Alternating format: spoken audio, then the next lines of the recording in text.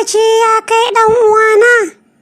Kafin in amsa gaisuwarki, ummi budurwar yayi, a gurguje zan baki wasu sirrika guda 10 waɗanda mata da maza da yawa ba su san su ba.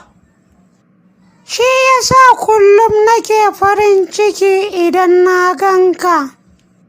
Na ɗaya, ya ke ummi budurwar yayi, kada ki yi amfani da ruwan ƙanƙara ko ruwan sanyi a lokacin da kike al'ada, sabida amfani da ruwan ƙanƙara yakan sa jini ya daskare a mahaifa, ba zai taɓa fita ga baki ɗaya ba. Bayan shekaru 5 zuwa 10 yakan iya kawo ciwon daji na mahaifa. Na biyu, a lokacin al'ada kada ki sa wa kanki shamfo ko wace kala, sabida a wannan lokaci ƙofar gashinki a buɗe take, kuma shigan shamfo ƙofar gashi yana kawo ciwon kai mai tsanani.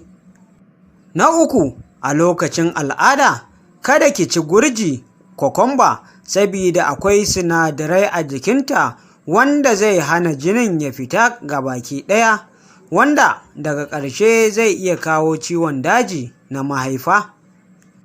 Na hudu, a koda wasa kada ki yarda a daki cikinki, kuma ki kiyaye duk wani abu da zai daki cikinki, sabida duk dukan ciki a wannan lokacin zai ji wa mahaifa rauni, wanda daga ƙarshe zai iya zama ciwon daji, kuma yana kawo aman jini lokaci guda. Na biyar, kada ki yi amfani da gishiri mai yawa. Amfani da gishiri da yawa yana kawo yawan zubar da jini, kuma yakan sa ruwa ya taru a mahaifa. Na bakwai, kada ki yi amfani da kwakwa lokacin al'ada, sabida tana tsananta alamomi.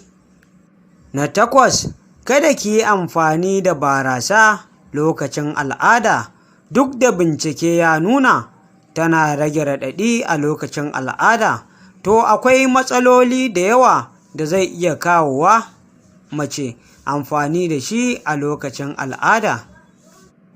Na 9, kada ki yarda ki bar pad a jikinki sama da awa 3 zuwa awa 4 a lokacin al'ada, ko da jini baya zuwa sosai. Na 10, tabar sigari. Dukkaninmu mun sani tabar sigari tana da illa ga lafiyar jikinmu. Bayan haka, bincike ya nuna amfani da shi lokacin al'ada tana saka alamomi su yi tsanani. Duk wanda ya ga wannan saƙo, don Allah ya tura shi gaba saboda 'yan uwa su amfana.